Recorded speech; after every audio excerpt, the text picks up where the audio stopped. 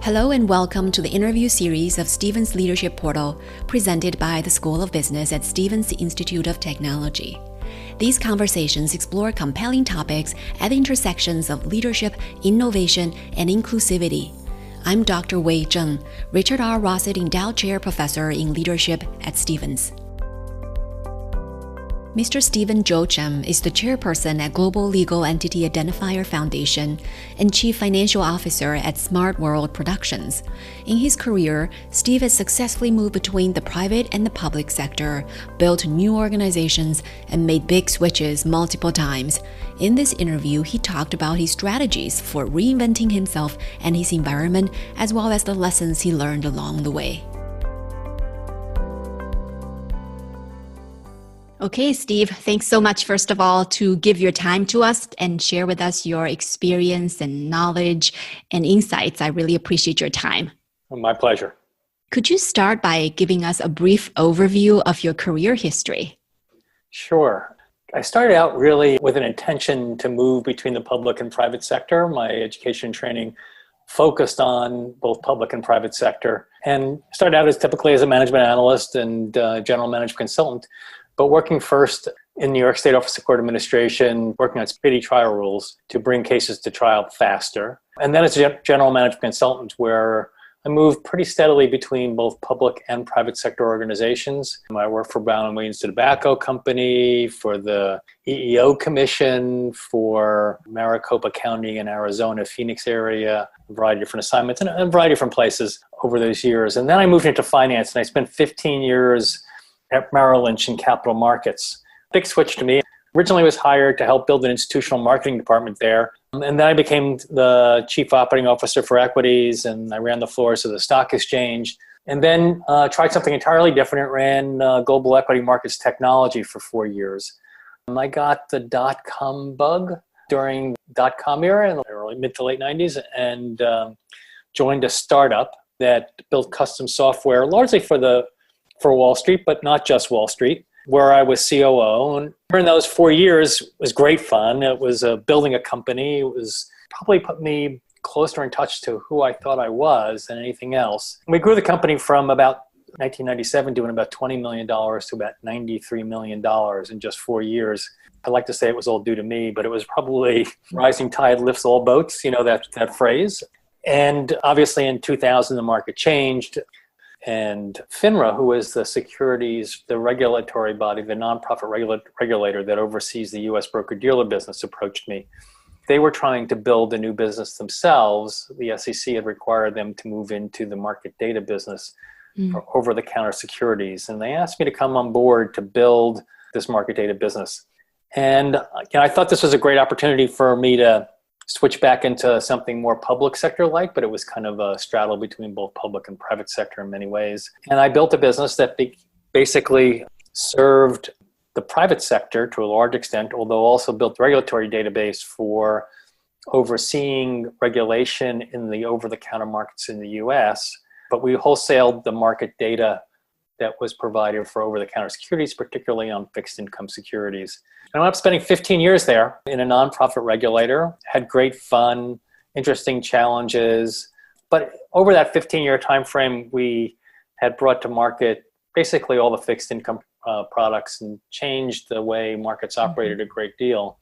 I felt that I left my mark. My team was ready to run it without me.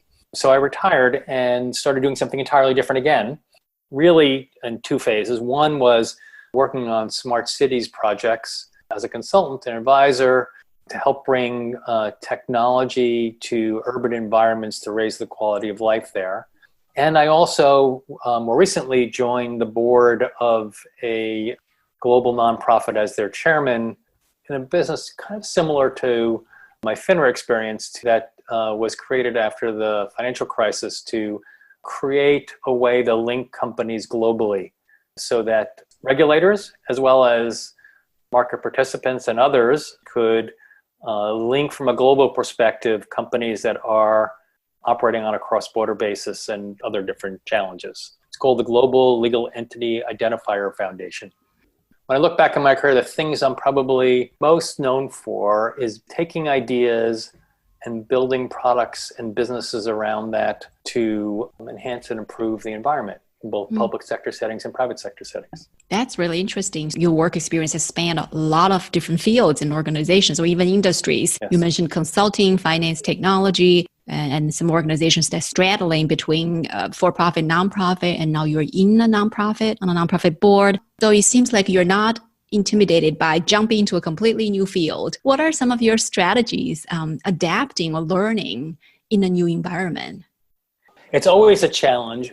But the first thing I try to recognize is where I'm going, that organization, that structure is not going to adapt to me up front. The first thing is I have to figure out what that environment is, how it operates, what makes it tick. And I have to adapt my styles to that organization's performance. Over time, you can create change, but it's very difficult to walk into a new environment and think you're going to change it very quickly. You've got to adapt to what they do and how they operate to start with to be effective. It builds credibility.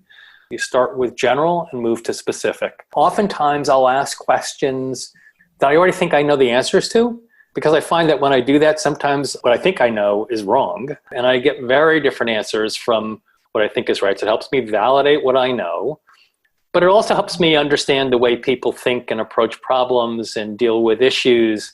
It helps me learn about an organization. It really is a technique I learned as a management consultant early on. Never make assumptions. I try to listen very carefully, not just to the words that people say, but to how they say it, how they respond to questioning, and what context they put their answers in.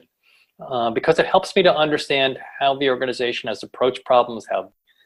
And then I take a step back and try to think about how best to approach it, how best I can use what I think I'm good at in that environment to help it to be successful. And then I telegraph everything. Some people don't love this, to be honest with you, but I try to be very direct. I try to tell people, here's who I am. Here's how I work. Here's what you can expect. And this is what I expect from you. And then I do everything possible to deliver that. I find it very important that no matter what you say early on in an organization, when you're new to that organization, is that people have to know who you are, and then you've got to deliver that. The only way to do that is to tell them what you expect, because they're going to make assumptions too. But if you tell them what you're going to do and then deliver that, that reinforces the result. Not everybody always loves it, but the reality is over time, if you're successful together, people love success. People love to know they've been successful and feel successful. Do you have an example you can share with us in terms of how you ask questions from the more abstract and then get into more specific? So I'm going to take you through a problem, and this is a real story. The U.S. Treasury market, they're the world's largest market. 2014, there was an event that took place. I'll try not to get too specific here, but there was an event that took place that was an anomaly in the markets, and the Treasury and the Fed did not understand what happened and why it happened. They had spent over a year trying to uncover what the causes of the event were. Part of the reason is because they had openly admitted they didn't have good data. So why don't we figure out how and what you could do to get good data? I went in and just started asking him questions. What was the general problem that you were trying to solve? I thought I had an idea of what I thought it was. But as we listened, he responded, and the more we asked, the more he crystallized the question he was really trying to ask himself. Then I asked him the question is have you asked if everybody else that's in the group is asking the same question? And he stopped and he said, I don't really know. So I went over and talked to them and went through the same cycle, and all of them, there were actually 4 other entities, and none of them really had a crystal clear answer. And we all sat through and talked about what the answers were. Basically, each one had a different problem they were trying to solve. It was part of the problem, right? They didn't really have a common understanding of the problem. We started out with that general question of what was the problem you were trying to solve and getting a definition of what that is. And we discovered that there were 4 different organizations, each trying to solve a different problem. So then I went back to the original Treasury guy and said, let's get back together again And now let's talk about what the problem is that you jointly want to solve, and then how you try to solve it. We called the meeting together, and I became this process, this questioner, that through questioning helped them crystallize what the problem is they were trying to solve. And in each layer, we got more specific. So first we started with the 4 problems. We found a way to consolidate them into one problem definition, then started to what I call peel the onion. So to solve that problem, what information do you need to have? And then with that, layering on, if we knew that information, what information can you get? And then how do you get it? Through that cycle, that tiering, that kind of waterfall effect with the problem, we were able to iterate through a solution that became crystal clear. So that's an example kind of how I use questioning in the context of a more complex problem set. When I first came on board at FINRA, we had 3,000 people. There were 1,000 programmers and technology people and 2,000 lawyers or legally oriented people. Suddenly there was this guy that came from markets and business in technology in their midst. And I came in as a reasonably senior person. And, and I was assigned to build this product. And they all looked at me as the profit guy. So huge fear that I didn't get what they were doing. So my first objective was to pull together the team of people that I was going to work with, not the people who reported to me, but the team, and meet with them together and then one-on-one. And then we met one-on-one. My goal was, again, questioning started with why were they at FINRA? What were they trying to achieve personally? And how did they approach their problems? So I could understand how they did it, how the organization did it. And then over time, we didn't have a lot of time because we already had a deadline and deliverable schedule. I told them who I was and how I worked. And I said, look, I don't work the way you do. I get it. But I'm going to commit to you that when I'm going to tell you how I work, what my expectations of you will be. And all I ask for you is if you can't meet those expectations, you tell me up front. Don't wait till later. Tell me now. Because if you tell me now, I can make changes. If you wait till you don't deliver, then I'm behind the 8 ball, right? So it's too late for me to make changes and fix the problem. Then I'll be angry. And I said, but I want to be aligned with you. I want to work with you. I told them how I work differently, but also that I was sensitive to their problems and their concerns so that they always knew that I always listened to when they had a problem. And it was all done through questioning. And also when you were at FINRA, you probably had a lot of different stakeholders because you're trying to basically get the industry to self-regulate, right? Yep. How did you make that work? Because getting self-regulation probably is not on the priority list of some of the organizations. How do you get them to work on doing that? You have to adopt your style to the environment you're working in, and with different stakeholders, react differently to them. I didn't always do that perfectly at first, and I learned my lessons the hard way sometimes. I'll give you an example of that. The industry, obviously, is the broker-dealer business. Broker-dealer people are key players, obviously, and they're the ones that are being regulated, right? I had to make very clear to them that I was not the rule enforcer. My goal was to write the rules for which they reported their transactions to me, but I was never going to, in the vernacular, whack them for violating rules. And if they worked with me, we could shape the rules in a way, because I understood the industry and came out of the business of the industry, that we could partner and work to create rules that were workable, that understood the practical issues as well as the theoretical issues. Now, there's a danger in that strategy, right? So the regulators on the other side are listening and hearing that and saying, oh, you're in the industry's pocket, right? So I had to, at the same time, say to them is, look, because I come from the business, I can navigate this, but I want to make sure you understand I always have your best interest in mind. And I'll be there to try to tell you what I think is real and what is baloney. When are they pulling the wool over your eyes, and what are their concerns real? I'll give you an example of how you can step on a landmine in the course of that. So when we first launched our fixed income product, the first product we did was corporate bonds. The SEC did a study a year later that said that in the first year of this product being in the market, that investors had saved $1 billion, that's $1 billion, through the introduction of this product. I was pretty happy with that. That was a great solution, I thought. So I went to an industry meeting of traders out in Dallas, and I made a speech about what we were doing and talking about it to about 700 or 800 people. And I said in the course of the meeting that, we had just saved investors $1 billion, and we were really happy with that outcome. And there was one trader in the room that stands up and raises his hand and said, yeah, the thing you pointed to as something that was really great is the reason why I'm going to hate you and this product forever. And I looked at him and I said, first of all, he's saying it in front of 700 people. I was pretty surprised. So I said, so what do you mean?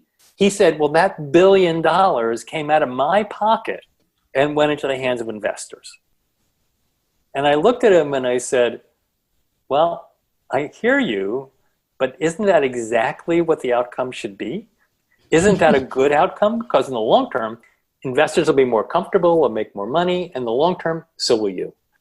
With that, he said, I'll never agree with that. So we agreed to disagree. But it was probably something that in retrospect, when I thought about it, I said, you know what, Steve? You learned a lesson the hard way. You didn't need to say that and throw it in their face. They all knew. They all read the article. They all understood that. You may feel really good about it, but what you did was say something that made you feel good, and you lost your audience because you said something that they didn't feel good about. And it was just something I never forgot. What would you say now, if it happened now? What would you do or say differently? One of the hardest things to do in discipline as you take on more and more leadership roles is to carve out enough time to think about what you're doing. There's always more work to do than you can ever get done in your lifetime. I don't think I can ever remember as I got senior where I really had much time to carve out and think about who I was and where I was going and what was happening and looking at the arc of everything I was doing. And I shouldn't say never. Up until the last 5 years, I would say I didn't spend enough time doing it. As my team developed, in that last 5 years, I had more time to think about all of those issues. When you start out as an analyst, you always think the facts make your case. And when you get in the real world, it's generally wrong. It's the story you tell that makes your case. And when you tell a story, you have to think of your audience, like a stand-up comedian, right? And it's not that different in management, is that if you understand your audience, you can tell the story in a way that they're prepared to digest it, and you will get to the right answer, the answer that you want to achieve. You got to take a step back and think about it carefully. And the more time you have to get distance from what you're doing and where you're going, the easier it is to build that perspective that's necessary. Very hard discipline to maintain, again, because as you get more senior, you get more and more things that need to get done and more activities, and you do more and more work through others, and you spend a lot of time motivating others to get the job done well, and you have less and less time to really gauge the impact as well as you could. You get better at doing it, but sometimes it's after the fact rather than before the fact. So, I think that I would like to say that if I look back on my career, I wished I would spend more time early on understanding that problem and then spending more time thinking about what I was doing, what I was trying to achieve, than just doing it. That's very interesting, profound insight. Do you have an example where data either doesn't help you much or stands in the way or irrelevant to making a case you want to make? I'm not saying that the data and the analysis isn't important. What I'm saying is when you tell the story to convince an audience to do something, that all the data, all of the analysis you've done is not important. It's the story you tell. So very often, the analysis you do is all part of the process that you follow to get to a good conclusion and get to that storyline. But when I turn to my teams and talk to them about what my expectations are, is that when they're good, I expect them to have already done all of their homework and done all the analysis. And when they come to me and tell me a story, I don't need them to regurgitate everything they've done because I already know who they are and what they've done. I expect them to tell me the story of what I want to hear. My time is scarce. They need to respect that. They need to get to their point. And if I find that there's an area that I think they haven't explored well enough, I will raise it. the nirvana for me is when I turn to the team and ask them a question and they can answer every question I have before I answer it. Or they can just respond to it as soon as I've got it. The numbers are not important parts of the story, but it's not all the numbers. It's picking out the right crumbs from each story to make it happen. I think the last piece you mentioned, making stories, interpretations of data, providing an angle based on the data. How do you cultivate that? What are some exercises people can intentionally go through to elevate that ability of telling stories, providing a perspective based on data? The first thing you have to do is take a step back and recognize that you have a problem. So when I did my first job out of graduate school, I went to, I said, New York State and worked there. And I was the hero of New York State. I did tons of analysis and tons of programs and other things and built programs out of it. And I was kind of a hero and left and went to work as a management consultant. My first management consulting assignment, they hadn't had time to go through a training program or any kind of really storyline. So I just did what I always did. Asked lots of questions, collected a lot of facts, and they asked me to do a draft report. So I drafted up a report and I sent it off to my manager, who read it, and it came back to me, and he had edited it in red. I don't think there was a line on any page I written that didn't have red all over it. It was brutal. I almost had a total meltdown. I was so upset because I'd never been treated that way before. I'd always had all the success, and all of a sudden I get this red paper. And the next morning I called them up because I was ready to quit. I was ready to say, this is something I can't do. So I called up the project manager and said to him, oh my God, what did I do here? And he just started to laugh. And he said to me something that was core to what I've just said. And he said to me, nothing you said in there was wrong, but I didn't care about most of it. He said, what I want you to do now is take those 25 pages or 30 pages you've written and write it to me in 5 pages. And to do that, take a step back, think about what you wanted to say, what you want my conclusion to be, and then write only the things down that support that conclusion. And I listened to that very carefully and did it. And the next draft he got, and he called me up and he said, you're a fast learner. He said, it's not perfect, but this is a very good second attempt. And it's kind of stuck with me. You need to think about what you're trying to achieve. And that is practice. It's practice, practice, practice. And I work with a lot of young analysts, and not all of them can turn the corner on this issue. The people who turn the corner and are able to tell the story that way are the people who wind up being more successful at different levels. Interesting. That has to do with another question I have, which is how do you grow when you grow from an individual contributor to a manager, and then from a manager to higher level, more senior level kind of leader? What are some transitions? You mentioned one, you mentioned the ability to process and tell stories from data. Anything else that are important milestones or turning points for individuals growing in this leadership journey? You have to learn that it's not always you. Analysts like to control what they do. Great analysts do. And they control things, but you have to depend on others. And as you become a leader or manager to leader as you grow in an organization at higher and higher levels, you do less and less work and have to guide others. Almost everybody thinks they can do a better job than the people that work for them at the job tasks they're doing. And the ones that are successful recognize that doesn't matter, because the people who work for you will never get better if you do their work for them. They'll learn to depend on you to solve the problem rather than learn that skill themselves. So you have to be able to accept something less than what you would do. Very hard to do. But that you do everything possible to help others around you to be successful. That often means allowing them to make mistakes. The bosses that I had that allowed me to make mistakes are the ones that I remember the most. The ones that were my favorites. But they also stepped in and made sure that I didn't blow up, right? And as you get more senior, you get more and more comfortable that what your job is, as you get further and further away from the analytical work and the first level, is that your job is hiring the best possible people, putting them in places where they can be successful, and then getting out of their way.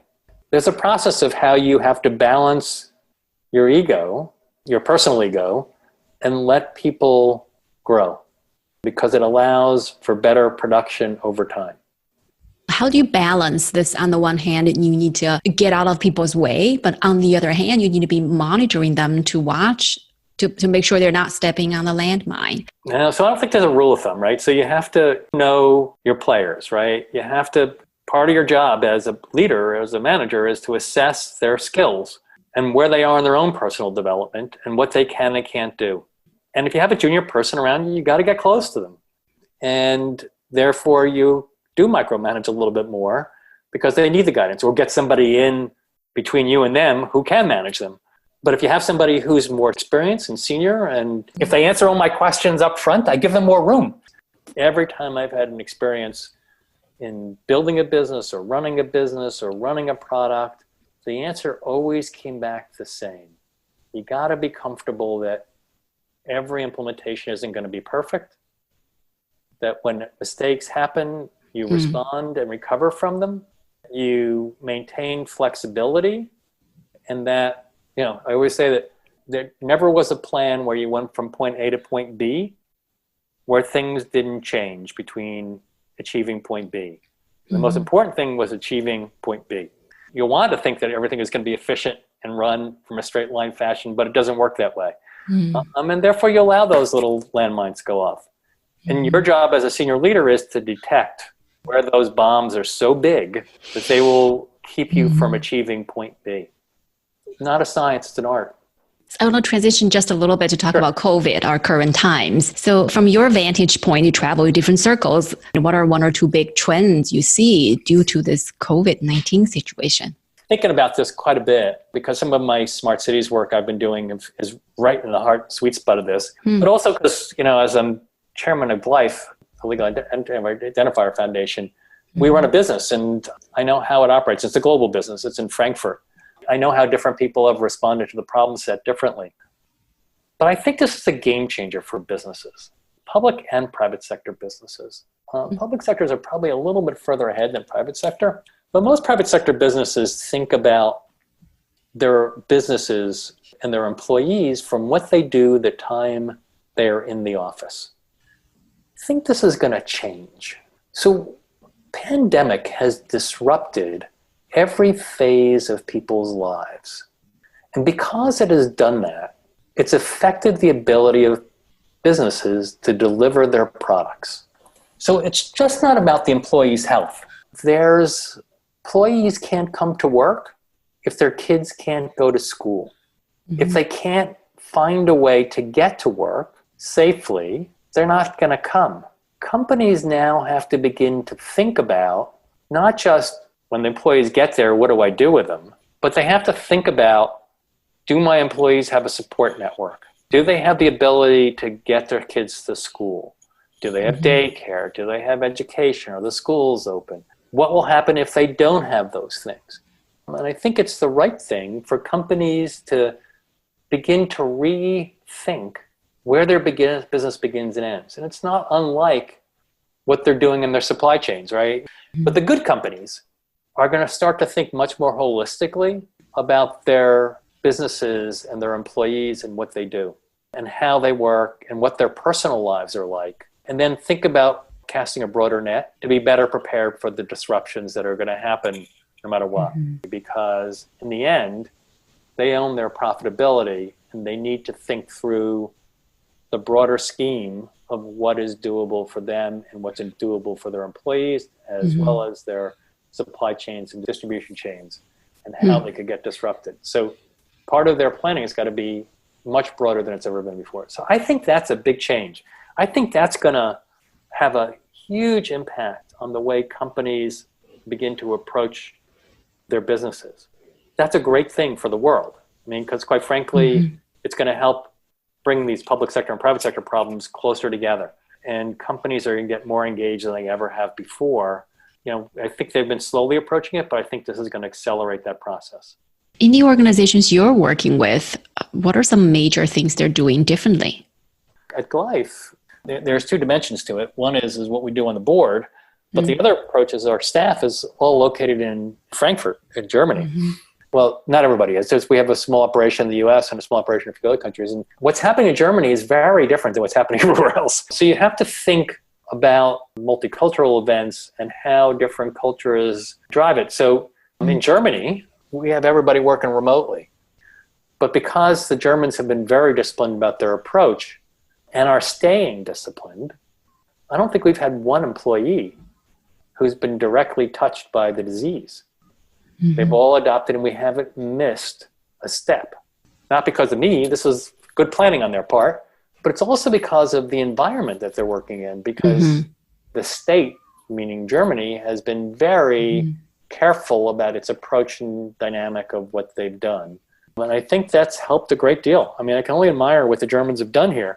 They're not China where people are getting arrested for violating the problem set. Their culture is different than the US, but it's definitely one that's more easily disciplined, but they are having just better results, in my opinion, than we do. Now, the other side of that is that I talk to a lot of the team, and the workers very often feel isolated, right? They're missing the ability to work with their teams and get face-to-face with them.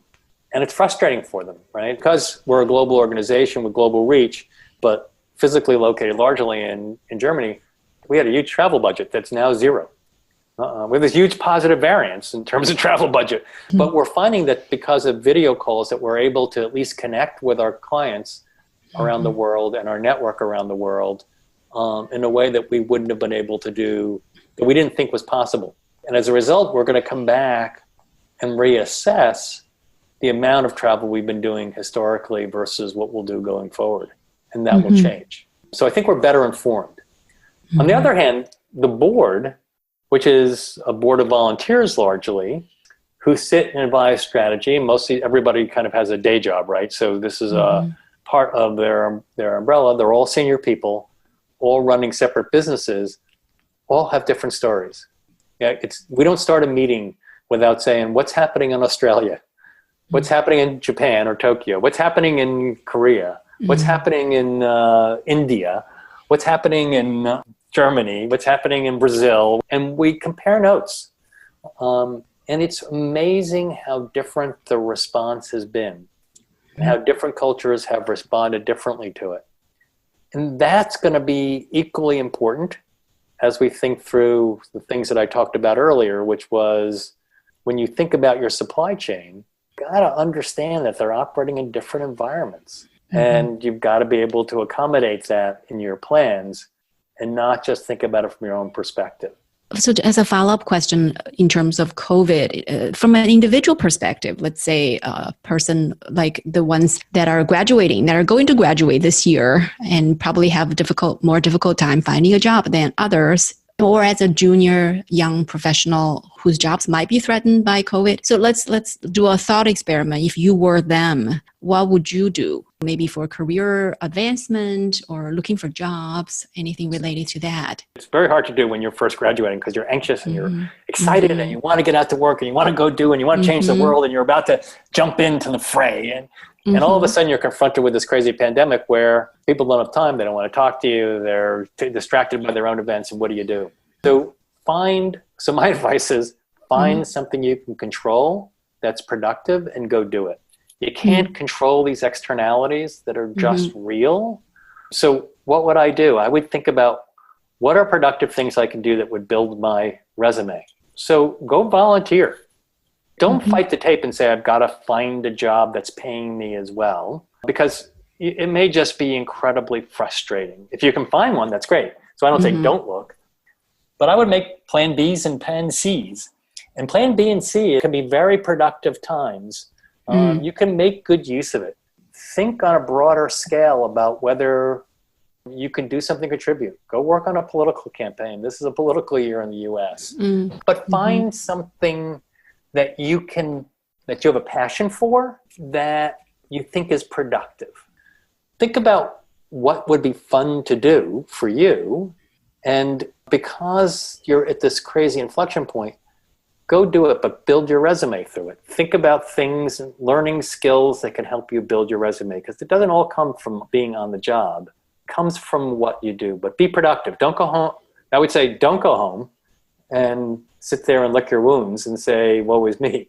Take this opportunity and leverage and do things that you think are helpful in any way possible, in anything that you've got a passion for.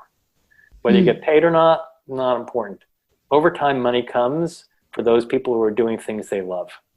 That's great advice. Thank you for that. My last question, to keep on top of the industries that you are working among and just to keep on top of the world in general, what kind of books or informational sources do you read and who do you try to network with or talk with in order to do that? Well, I wish I had the formula for that. By the way, this has all changed, right? So if you would ask me this question 30 years ago, I would have had a list of books that I read that gave me background and understanding of it. I find that, quite frankly, business books often are repetitive in many ways. So sorry for saying that. I agree. they all say the same thing. They create different labels because business is really about logic to a large extent. And I remember that when I was a freshman at Carnegie Mellon, the president came into the room and spoke to the freshman class and said, you're all coming to school here and you think you're going to learn a body of knowledge that you're going to use for the rest of your career. And he paused and he said, wrong. And we all heard that and said, really? And he said, everything we teach you here is going to be obsolete within 10 years of when you graduate, maybe even less. He said, what you need to do is learn how to learn. And if you learn how to learn, you'll adopt and adapt to any environment. So I'll go back to the question you asked me. What do I read? I read everything I can, but it tends to be stuff online today. There are so many things that are online. You have to pick your spots, right? So I find particular websites that I like that seem to have good information on it. I read 2 newspapers every day. Pretty much, I don't call it cover for cover because I read them online, but I read the stories that are interesting to me that I can relate to. I read a business-oriented paper, so I read the Journal every day, and then I read the New York Times because I want to read more general news and information. So I get a balance of approach. But then I read and follow a number of different sites that have information on it that I like and that I find valuable for me. Particularly as I've changed different environments, different things have been important to me, right?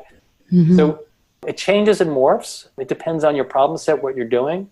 But the great thing about what's available today is the internet provides you an ability to be able to get information like you've never been able to get. It's easy to get information. The hard thing is picking out what's real and what's fake, right? Right. Because it's easy to publish almost anything. So you have to be critical. You have to be a critical reader of what you're looking at. And the way I digest that is I read many different views and then have to reach my own conclusions as to what I think is right and what's wrong. Business as well as my own personal life.